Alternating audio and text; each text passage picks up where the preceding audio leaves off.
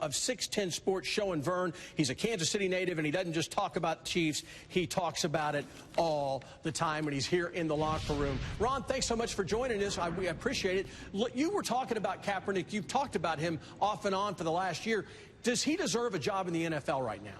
Well, of course he deserves a job in the NFL. But listen, I say to all of those who are still hanging on, and I'm someone who believes the story and the conversation should still be out there because it is ridiculous, and everyone should understand it is unfair that he doesn't have a job, and we understand why he doesn't.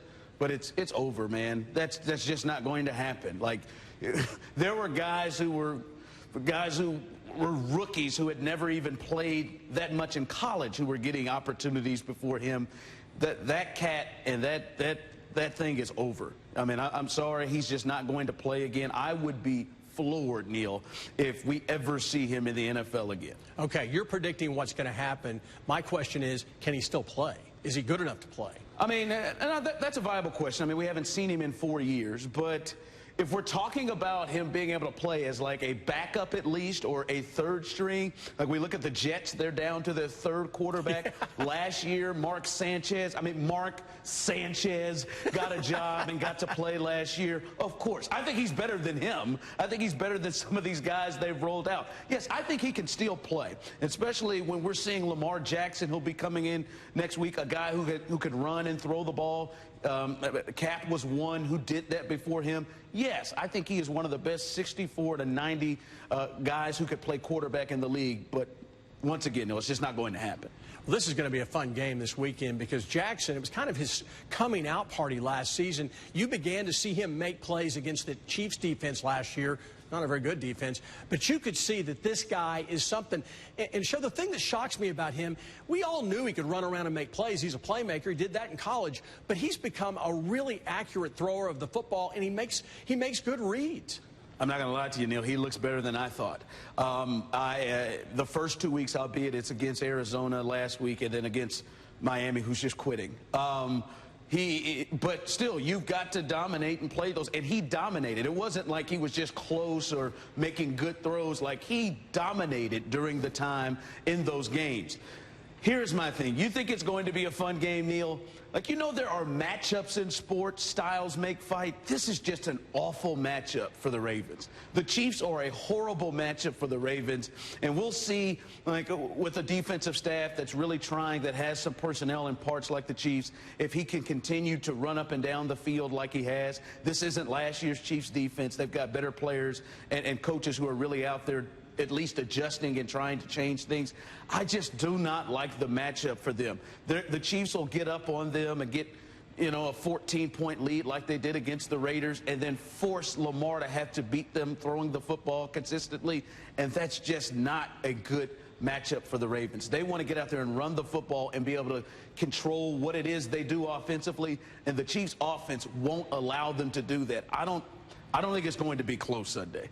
Fastest guy in the field is going to be wearing purple, though, or whatever their colors are on the road. Yeah. He's going to Hollywood Brown's going to be a problem. Hollywood Brown's going to be a problem. But unlike last year, I don't think Spags is just going to have him alone, just by himself in single coverage and saying, all right, guys, just do it. You know what we do. Just keep doing it. No, they'll give him help, and they won't allow him to just beat him and beat them down the field like he would have been able to do last year. Okay, I want you to call up Jalen Ramsey and his agent tomorrow and thank them personally for giving you guys so much to talk about over there at 610, because Jalen Ramsey's such a great football player. He's opening his mouth up, and I think he's hurting his cause with some coaches. What do you think is going to happen? Do you think he is worth a couple of first-round draft picks or a first-round draft pick and a third?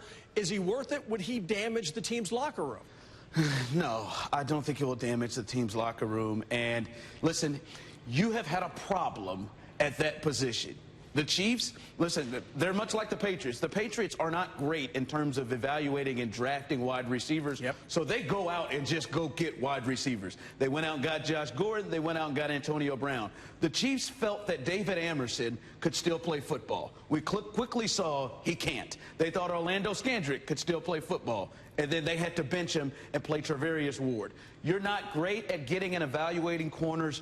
Go out and get it. You've taken chances since you got Andy Reid. You took a chance by moving up 17 spots to go get Patrick Mahomes. You took a chance on a guy in the 5th round who had a horrific pass in Tyreek Hill, and it's worked for you. You've taken chances. Go take a chance here.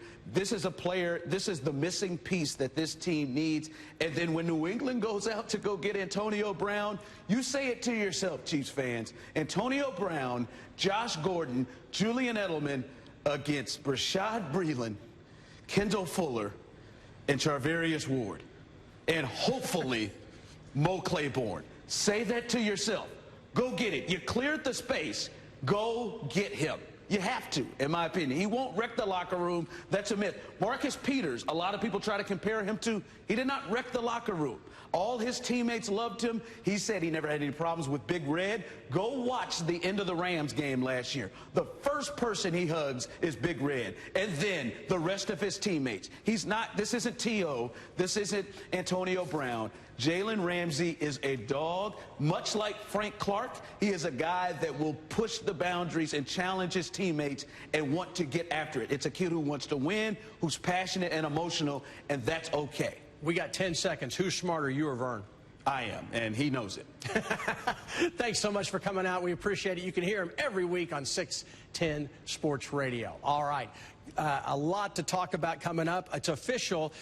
College football is getting its own version of Hard Knocks. This has got to be a good idea. HBO announcing its limited series called 24/7 College Football. Those are the schools that will take part. The first episode, which focuses on the Gators, will air October 1st with a new episode each school coming out every Wednesday. All right, coming up, the Royals taking on the A's in Oakland, looking for their second rubber game win on the road this season. A wrap-up of the game and one Royal Stars push to break at AL records coming up next.